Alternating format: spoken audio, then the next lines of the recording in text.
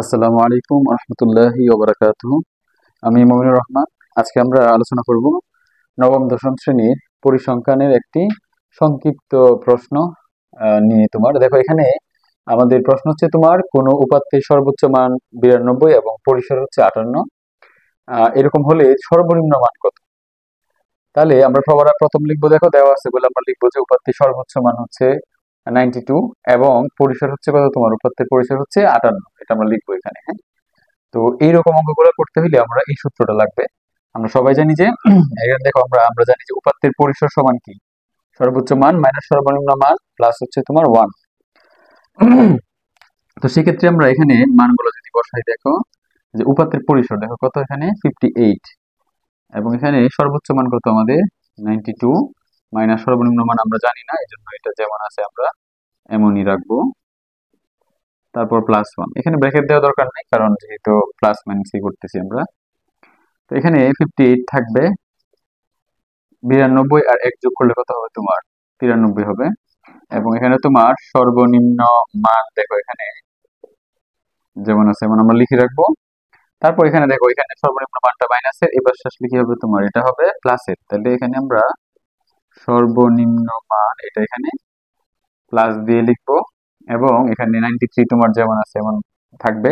এই 58 এখানে প্লাস ছিল, ওই পাশে গেলে কি হবে তোমার মাইনাস হয়ে যাবে। ঠিক আছে, সুতরাং দেখো এখানে আমরা সর্বনিম্ন মান কি হবে, আমরা এখানে বিয়োগ করলে তোমার পাবো কি, দেখো 8 আছে, কত হলে তোমার 13 হবে, 5 হলে হাতের আছে 1, তাহলে এখানে হচ্ছে তোমার 5 আর 1 6, 6 আছে কত হলে 9 হবে, এবার কি হই এটাই আনসার আমাদের, যে সর্বনিম্ন মান হচ্ছে 35।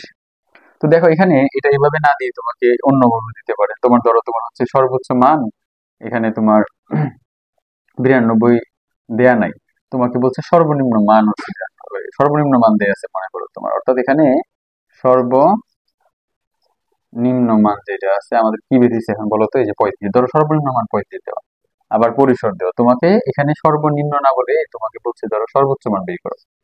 তো এরকম একটু আধটু ঘুরিয়ে ফিরিয়ে আসতে পারে। সেক্ষেত্রে আমরা কি করব, আমরা এখানে যে সর্বনিম্ন লিখবো, আমাদের সর্বনিম্ন মান হচ্ছে 35।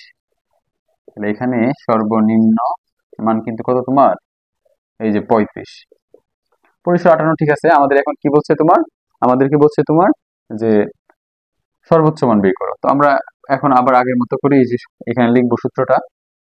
তারপর এখানে কি করব, দেখো আমরা আমরা আবার মান বসাবো। দেখো উপাত্তের পরিসর কত আমাদের 58, তারপর তোমার হচ্ছে এখানে সর্বোচ্চ মান কিন্তু এখন নাই, আমরা এটা কিন্তু বের করবো এখন, হ্যাঁ। তো এখানে সর্বোচ্চ মান আমরা লিখলাম। তারপর দেখো এখানে মাইনাস সর্বনিম্ন, তাহলে সর্বনিম্ন মান কত দেওয়া আছে, কিন্তু এখন এখন সর্বনিম্ন দেওয়া আছে কত 35, প্লাস 1, এখানেও ব্র্যাকেট দেওয়া দরকার নাই যেহেতু সংখ্যা, এবং এখানে ব্র্যাকেট না দিলেও কোনো সমস্যা হবে না। তারপর দেখো এখানে আমাদের সর্বোচ্চ মান মাইনাস, এখানে 35 থেকে যদি আমরা 1 প্লাস করি তাহলে হবে কত মাইনাসে 34, যা কি যেহেতু মাইনাসের মান বড় আমরা মাইনাস চিহ্ন দিব, আর 35 থেকে 1 বাদ দিলে কত হয় তোমার 34। এখন দেখো আমরা এখানে সর্বোচ্চ মানই কিন্তু আমরা বের করবো, তাহলে এটা এমন যেমন আছে থাক, ওই পাশেই থাক সর্বোচ্চ মানটা। এখানে 58 আছে, এটা মাইনাসের এই পাশে কি হবে তোমার প্লাসের। আমরা কিন্তু এই নিয়মটা এখানে অবশ্যই তোমরা জানো, আমরা আশা করি। দেখো যে আমরা কিন্তু সমান সমানের এক পাশ থেকে যদি অন্য পাশে নিই তখন চিহ্ন কিন্তু পরিবর্তন হবে। প্লাস থাকলে মাইনাস, মাইনাস থাকলে কি হবে প্লাস, গুণ থাকলে হবে হচ্ছে তোমার এখানে ভাগ, এবং ভাগ থাকলে কি হবে এখানে গুণ হবে, কিন্তু এরকম অর্থাৎ এক্সচেঞ্জ হয়ে যাবে। তোমার যখন আমরা এক পাশ থেকে অন্য পাশে নিব চিহ্ন পরিবর্তন হয়ে যাবে। একইভাবে ওই পাশেরটা যদি এই পাশে আনো তারপরেও কিন্তু চিহ্ন কি হবে এইরকম ভাবে পরিবর্তন হবে। তাহলে এখানে দেখো 4 এবং 8 কত হয়ে যোগ করলে 12, 12 হচ্ছে 2, হাতে 1 আছে আমাদের, 3 আর 1 4, 4 আর 5 কিন্তু কত 9। তাহলে দেখো এই যে সর্বোচ্চ মান কত তোমার, এখানে কিন্তু আমাদের আগের যে মানটা ছিল এটাই কিন্তু বের হইলো সর্বোচ্চ মান। তো আমরা এখন একটু ঘুরিয়ে তোমার সুতরাং লিখে আমরা সর্বোচ্চ মান কি বলবো, সর্বোচ্চ মান আমরা 92 বলে দিব, ব্যাস এই হচ্ছে আনসার। এবং এখানে যদি তোমার আরেকভাবে দিতে পারে, যেমন মনে করো তোমার এখানে সর্বোচ্চ আর সর্বনিম্ন দেওয়া, তোমাকে পরিসর বলছে, তখন তো একদম ইজি, তুমি সূত্রটা লিখে শুধু এখানে কি করবে মানটা বসায়া যোগ বিয়োগ করলে উত্তর চলে আসবে।